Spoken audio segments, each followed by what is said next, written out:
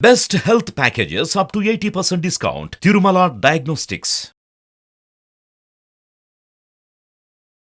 నమస్తే, welcome to Suman TV. నేను మీ యామ్ని. ప్రస్తుతం మనతో ఉన్నారు ప్రముఖ ఆధ్యాత్మికవేత్త, ప్రముఖ జ్యోతిష్య వాస్తు పండితులు, బ్రహ్మశ్రీ డాక్టర్ నాయకంటి మల్లికార్జున శర్మ గారు ఉన్నారు. వారితో మాట్లాడదాం. నమస్కారం గురుగారు. నమస్కారం. గురుగారు, మనకి ఇప్పుడు 27 నక్షత్రాలు ఉన్నాయి కదండి. ఒక్కొక్క నక్షత్రానికి ఒక్కొక్క స్వభావం అనేది ఉంటుంది. అయితే ఇప్పుడు ముందుగా అశ్విని నక్షత్రం వాళ్ళకండి, అసలు వాళ్ళ స్వభావం అసలు వాళ్ళకి ఏ విధంగా ఉంటుందండి? ఓం శ్రీ గురుభ్యో నమః. సహజంగా ఏమిటంటే మనకి 27 నక్షత్రాలు ఉన్నాయి. 27 నక్షత్రాల్లో ప్రథమ నక్షత్రం అనేది అశ్విని నక్షత్రం. చాలా మంది కూడా ఒక నక్షత్రం యొక్క క్యారెక్టర్ కానీ, ఒక రాశి యొక్క క్యారెక్టర్ కానీ, అంటే గుణాలనేవి స్వరూప స్వభావాలు, అంటే స్వభావం అనేది చెప్తుంటారు. అంటే ఈ అశ్విని నక్షత్రానికి సంబంధించిన ఈ ఆకారంలో ఉందని, రకరకాలుగా ఈ ఈ పాదంలో, ఈ నక్షత్రంలో, ఈ దేనిలో పుట్టిన వాళ్ళు ఇలా ఉంటారనేది కూడా సహజంగా జ్యోతిష్ శాస్త్రంలో కొన్ని గ్రంథాల్లో వివరించబడి చెప్పబడింది. కానీ ఇక్కడ మనం అశ్విని నక్షత్రాన్ని మనం తీసుకున్నాం అనుకోండి. అశ్విని నక్షత్రంలో పుట్టిన వాళ్ళందరూ కూడా చిన్నప్పుడు కేతు మహర్దశలో జననం అవుతుంది. అది మేషరాశికి సంబంధించింది. మేషరాశికి అధిపతి కుజుడవుతాడు. అంటే ఈ అశ్విని నక్షత్రంలో పుట్టిన వాళ్ళకి కేతు యొక్క ప్రభావము, కుజుడు యొక్క ప్రభావం అనేది ఎక్కువగా ఉంటుంది అని అర్థం. అంటే అశ్విని నక్షత్రానికి అధిపతి కేతు. వాళ్ళకి చిన్నప్పుడు పుట్టినప్పుడు అశ్విని నక్షత్రం 1వ పాదంలో పుట్టినా, 2వ పాదంలో పుట్టినా, 3వ పాదంలో పుట్టినా, 4వ పాదంలో పుట్టినా కూడా వాళ్ళకి జన్మించినప్పుడు కేతు మహర్దశ ప్రారంభం అవుతుంది. వాళ్ళ యొక్క రాస్యాధిపతి వచ్చేటప్పటికి కుజుడు అవుతాడు. అంటే ఆ 2 గ్రహాల యొక్క ప్రభావం కూడా వాళ్ళ జీవితం మీద పడే అవకాశం అనేది ఒకటి ఉంటుంది. అయితే ఇప్పుడు దానికి ఇక్కడ ఏమవుతుందంటే 4 పాదాల్లో జన్మించిన వాళ్ళకి ఏంటంటే 1వ పాదం, 2వ పాదం, 3వ పాదం, 4వ పాదం కేతు మహర్దశ ఉంటుంది. 7 సంవత్సరాల పాటు కేతు మహర్దశ ఉంటుంది. వాళ్ళకు 1వ పాదం 2 పాదాల్లో పుడితేనేమో కొంత వెళ్ళిపోతుంటుంది. అలానే 3 పాదాల్లో అయితేనేమో కొంత వెళ్ళిపోతుంటుంది. 4వ పాదం చివరిలో ఉంటుంది. చాలా తక్కువ పీరియడ్ అనేది ఒకటి ఉంటుంది. అది 7 సంవత్సరాల పాటు కేతు మహర్దశలో వాళ్ళు ఉంటారని అర్థం. అంటే వాళ్ళ పాదాన్ని బట్టి మనం మ్యాథమెటికల్ క్యాలిక్యులేషన్స్ బట్టి తగ్గిపోతూ ఉంటుంది అని అర్థం. కానీ కేతు యొక్క ప్రభావం అలానే కుజుడి యొక్క ప్రభావం అనేది గ్యారెంటీగా ఉంటుంది వాళ్ళ జీవితం మీద. అది నెంబర్ 1 ఫస్ట్ పాయింట్ ఇందులో. అలానే స్వభావం ఎలా ఉంటుంది అని మనం చూస్తే సాహసము, శౌర్యము, కోపము, ఉద్రిక్తత ఇలాంటి స్వభావాలు అనేవి కొన్ని ఉండే అవకాశం ఉంటుంది.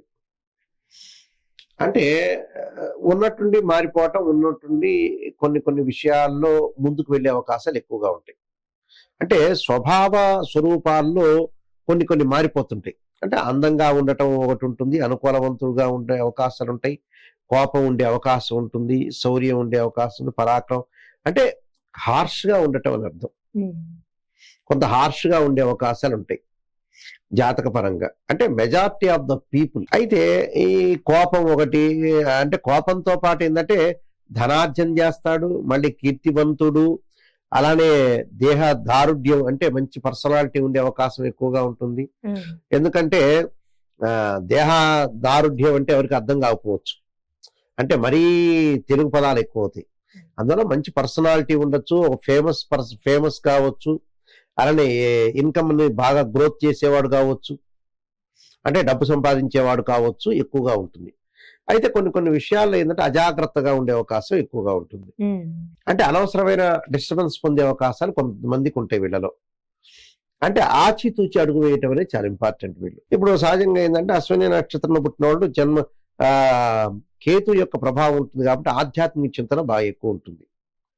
అంటే ఫస్ట్ లో కొంత తగ్గుతూ ఉన్నా కూడా వయసు పెరిగే కొద్దలా పెరుగుతూ ఉంటుంది అని అర్థం. అంటే ఆధ్యాత్మిక పరంగా కానీ, ధార్మిక కార్యక్రమాలు కానీ, పరోపకారాలు కానీ చేసే అవకాశాలు ఉంటాయి. అలాంటివి సంఘటన జరిగే అవకాశం అనేది బాగా ఎక్కువగా ఉంటుంది. అంటే వాళ్ళు చిన్నప్పుడు చేయకపోవచ్చు, పెద్ద అయిన తర్వాత చేయొచ్చు. చిన్నప్పుడు బాగుండి కూడా పెద్ద అయిన తర్వాత కూడా రివర్స్ అయ్యే అవకాశాలు ఉంటాయి వీళ్ళకి. అంటే వాళ్ళలో ఆధ్యాత్మిక పరంగా అయితే మటుకు ఉంటుంది, ఒక ఆధ్యాత్మిక శక్తి అనేది బాగా ఉండే అవకాశం ఎక్కువగా ఉంటుంది. అయితే ఈ అశ్విని నక్షత్రం వాళ్ళు మన స్త్రీలకు సంబంధించిన విషయాలకి ముందుగా మనం వెళ్తే జ్ఞానము, అంటే మంచి నాలెడ్జ్ తోటి ఉంటారు స్త్రీలు. కొంత ప్రౌడ్గా ఉండే అవకాశాలు కూడా ఎక్కువగా ఉంటాయి.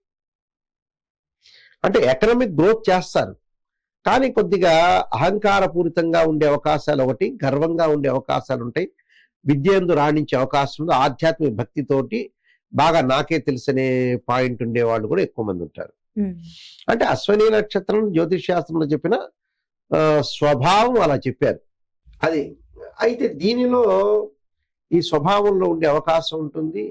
వ్యాపార పరంగా కానీ, వృత్తిపరంగా కానీ, ఉద్యోగ పరంగా కానీ కొంత ముందుకు వెళ్తారు.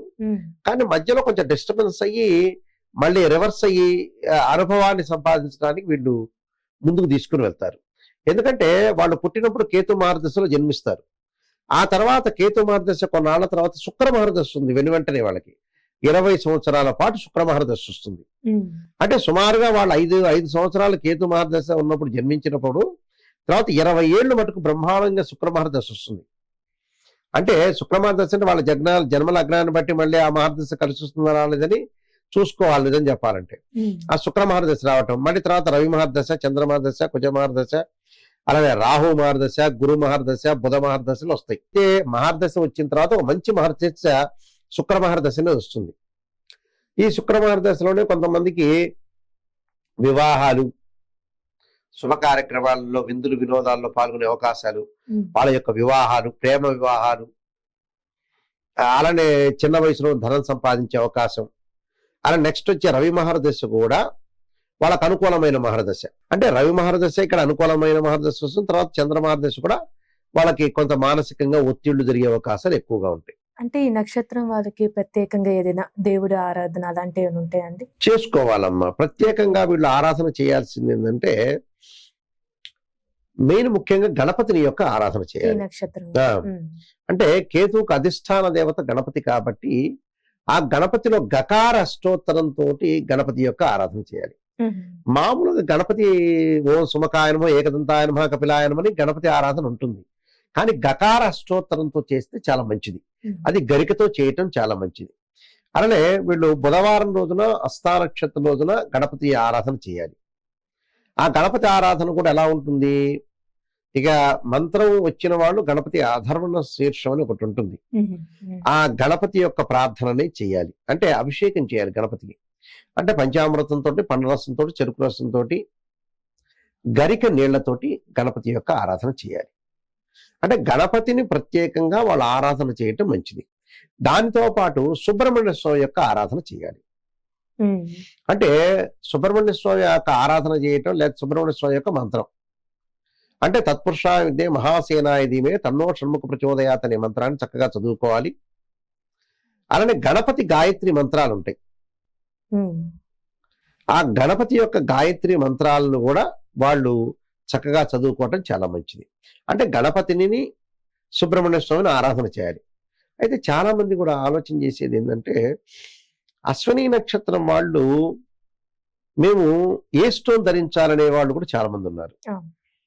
వాస్తవంగా ఏంటంటే అశ్విని నక్షత్రం వాళ్ళు కేతు నక్షత్రానికి సంబంధించిన జాతకులు కాబట్టి కొంతమందికి రాశి పరంగా ధరించాలా, నక్షత్ర పరంగా ధరించాలనేది కూడా చాలా డౌట్లు ఉంటాయి యాక్చువల్గా అయితే. కానీ ఇక్కడ ఏంటంటే నక్షత్ర పరం అనేది చాలా ఇంపార్టెంట్ ఇక్కడ. అంటే వైఢూర్యం ఎప్పుడైనా కూడా ధరించవచ్చు వాళ్ళు. అలానే పగడం అనేది కూడా ధరించవచ్చు. పగడం వల్ల కొన్ని ప్రమాదాలు తప్పిపోతాయి. మేషరాశికి అధిపతి కుజుడు కాబట్టి అంటే పగడము, వైఢూర్యము రెండు ధరించవచ్చు. అంటే ఆ యొక్క కాలాన్ని చూడాలి. అంటే మనకు కుజ దోషం ఉందా లేదా, కుజుడు బాగున్నాడా లేదా, జాతక పరంగా చూసి ధరించాలి. కానీ వైడూర్యం మటుకు ఖచ్చితంగా వాళ్ళు ధరించడం అనేది చాలా మంచిదమ్మా. చాలా చక్కగా తెలియజేశారు గురుగారు. ధన్యవాదాలండి. నమస్కారం.